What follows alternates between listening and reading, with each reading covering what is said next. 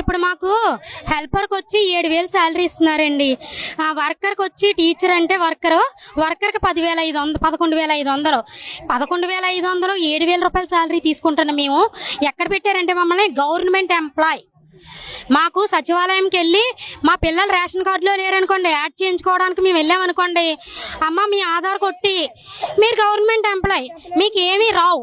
ఒకవేళ ఆ కుటుంబంలోని ఆ ఇంట్లో ఎవరైనా ఒక వృద్ధురాలు ఉన్నారనుకోండి, ఆ వృద్ధురాలకు పెన్షన్ తీసేస్తున్నారండి. వాళ్ళు ఇచ్చుంటే ముందు తీసేస్తున్నారు. అలాగే ఏమన్నా వికలాంగులు ఉన్నారనుకో, ఒక అంగన్వాడీ వర్కరు వర్క్ చేస్తుంది, తన భర్త వికలాంగుడు అనుకోండి, వాళ్ళకి పెన్షన్ లేదండి, రాదంట. అదే అమ్మఒడి లేవు.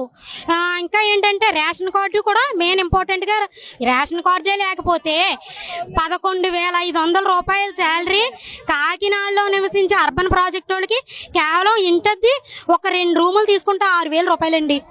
ఒక్క ఆడది 6,000 రూపాయలు రెంట్ కట్టుకొని కతిమ 5,000 పెట్టి తినేసి ఇవన్నిటికి ఎలా జరిగిపోద్ది? పిల్లల్ని చదివించుకోవడానికి కుటుంబ బాధ్యతలన్నీ అంతేనండి. ఇంచుమించు 6 సంవత్సరాల నుంచి ఒక్క 1,000 రూపాయలు కూడా పెంచలేదండి శాలరీ. 11,500 రూపాయలు ఎప్పుడు చంద్రబాబు నాయుడు దిగిపోయి ముందు పెట్టిన జీతం. 5 సంవత్సరాలు జగన్ గారు 5 సంవత్సరాలు జగన్ గారు పాలించారు, ఆయన పట్టించుకోలేదు. ఇప్పుడేమో చంద్రబాబు నాయుడు గారు వచ్చారు, 2వ సంవత్సరం వచ్చింది, ఈయన పట్టించుకుంటా లేదు. అసలు ఎవరో పట్టించుకుంటా లేదు. సంక్షేమ పథకాలు మాకు ఎందుకు అమలు చేయరండి? మేము గవర్నమెంట్ ఎంప్లాయీలు ఎందుకు పెట్టారు మమ్మల్ని? గవర్నమెంట్ సాలరీ 32,000 ఇస్తున్నారా? మాకు స్కేలు 32,000 ఇస్తే మమ్మల్ని గవర్నమెంట్ ఎంప్లాయీలు చేసేయండి. మాకు ఏ సంక్షేమ పథకాలు అవసరం లేదు. మా ఇంట్లో వాళ్ళకి రేషన్ అక్కర్లేదు, మాకు పెన్షన్లు అక్కర్లేదు, ఏం అక్కర్లేదు. ఇప్పుడు సంవత్సరానికి 3 బండ్లు వేస్తున్నారండి చంద్రబాబు నాయుడు గారు. మాకు లేదయ్యి. ఆ 850 రూపాయలు ఒక్క రూపాయి బిళ్ళ మాకు అంగన్వాడీలో ఉన్న హెల్పర్కి కానీ టీచర్కి కానీ ఎవరికి ఏమీ పడతాలేదు.